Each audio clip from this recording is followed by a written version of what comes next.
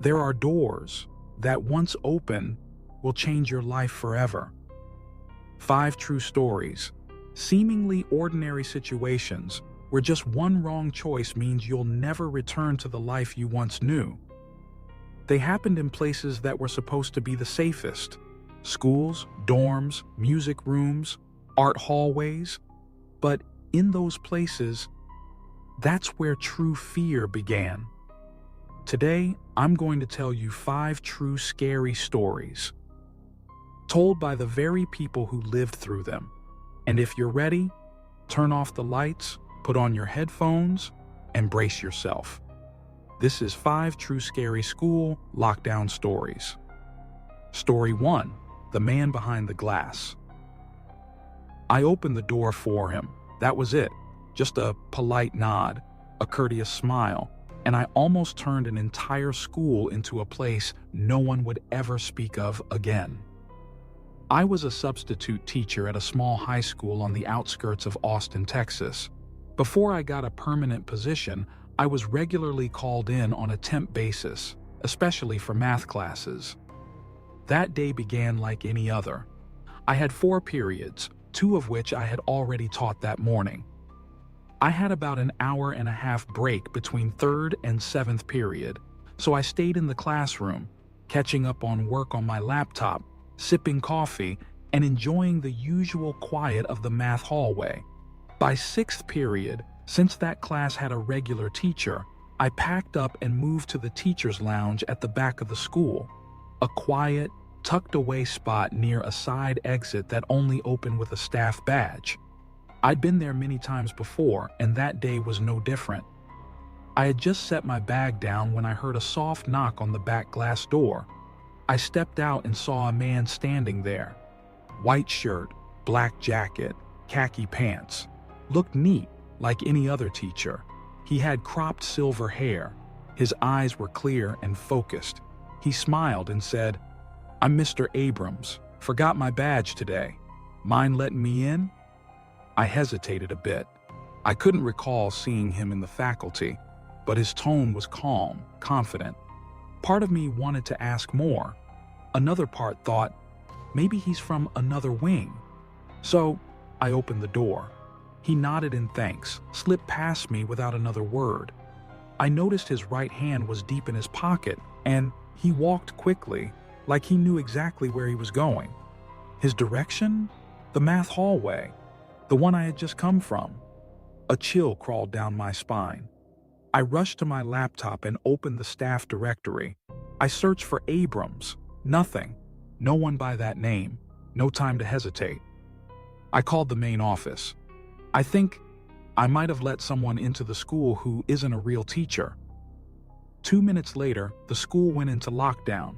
Lights off, doors locked, sirens blaring. Then I heard the screaming from the math hallway. Screams of panic, rage, terror. "Maria, I know you're in there. Open the door." The banging shook the doors violently. Maria. She was the teacher I was subbing for that day. She had called in sick all week. No one knew why. A police officer told me later, the man was her ex-husband. He had a gun, and apparently he knew she was supposed to be teaching that day. His intent? Everyone could guess. Police caught him at the hallway intersection. No one was hurt. But still, I was the one who opened the door. Some things happen in a split second. A small decision, a trusting glance. I used to think that was just another substitute day. But even now, I still dream of that fogged-up window and the man smiling on the other side. And I wish I hadn't opened that door. Story 2. He wasn't on the resident list. He didn't pound the door to get in. He knocked, like he was inviting me to a game I didn't know the rules of. I was a freshman at a university in Massachusetts. Back then, I lived in the freshman dorms, old buildings with long, narrow hallways and entry doors only accessible via student key cards. That day was a freezing winter afternoon. Snow blanketed the sidewalks. I had just left my last class at 5 p.m. The sky was dark, and the street lights reflected off the icy ground like shattered glass. On my way back, I got a campus alert. Warning: a suspicious man is walking the campus, approaching female students, claiming to have a gun. Enter the nearest building and lock your doors. I looked around. No one was nearby, but I heard footsteps behind me. I turned. A man was walking about 100 feet back. Normal pace, but he didn't slow when I looked at him. I walked faster. So did he. I reached the dorm, scanned my card. The door unlocked.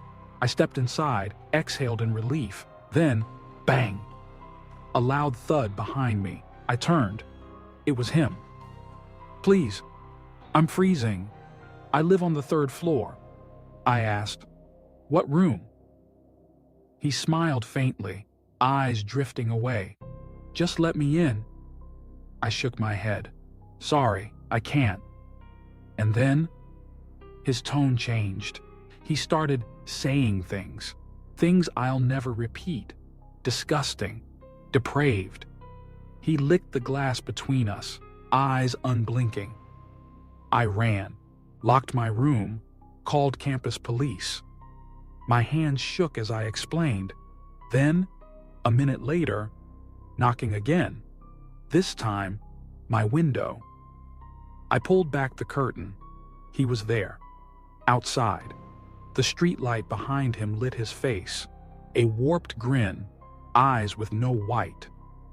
I screamed. He vanished into the night. I never saw him again, but a week later, I got an anonymous email. Just one sentence. "That night, you left your light on. Don't forget next time." Story 3: The Crayon and the Man with No Name.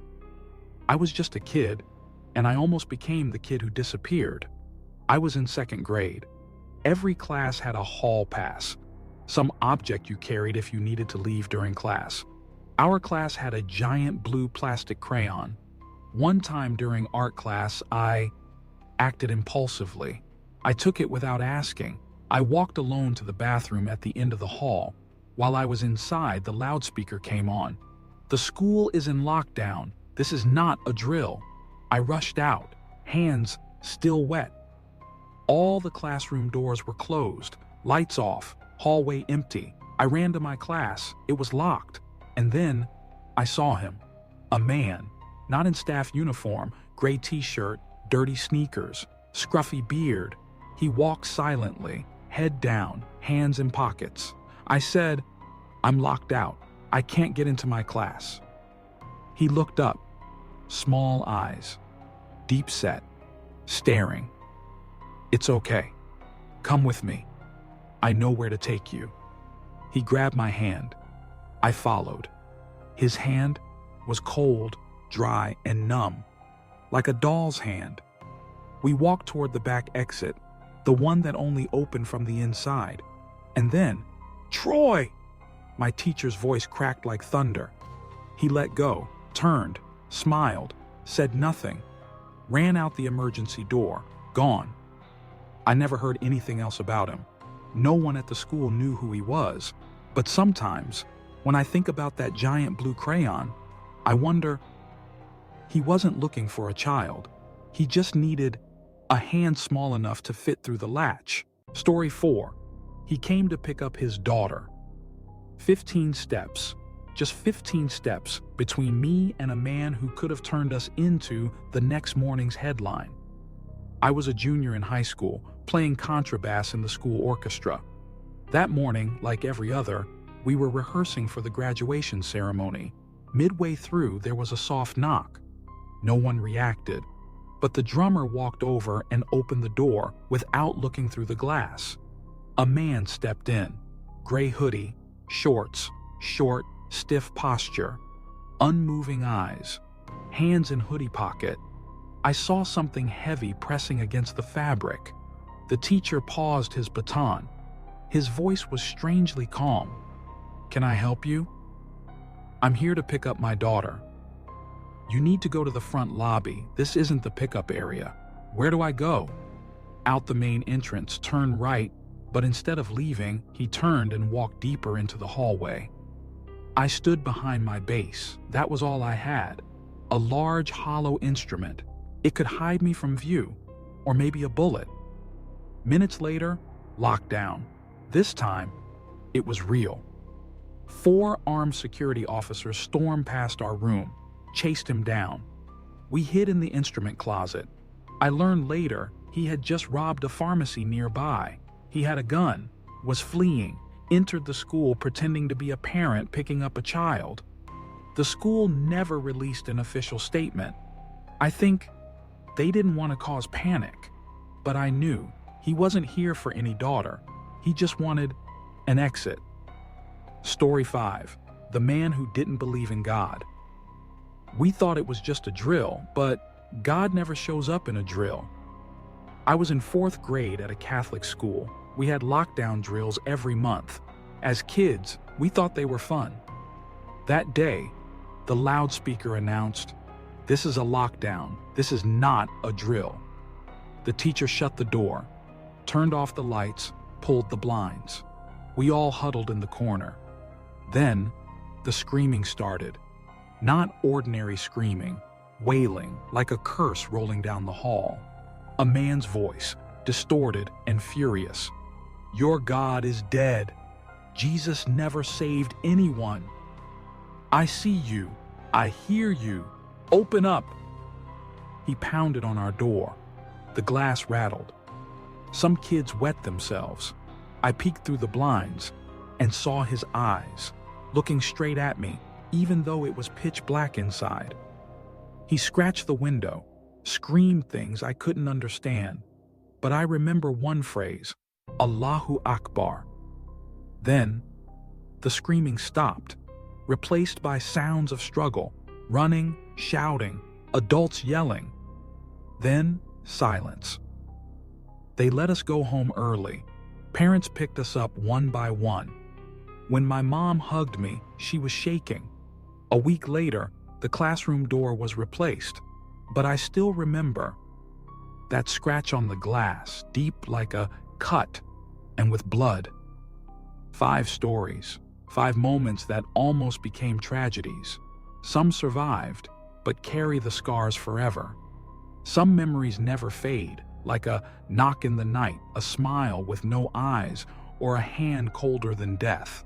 If you've ever gone through something similar, or ever felt like someone was watching you in a place that was supposed to be safe, tell your story. I'm listening.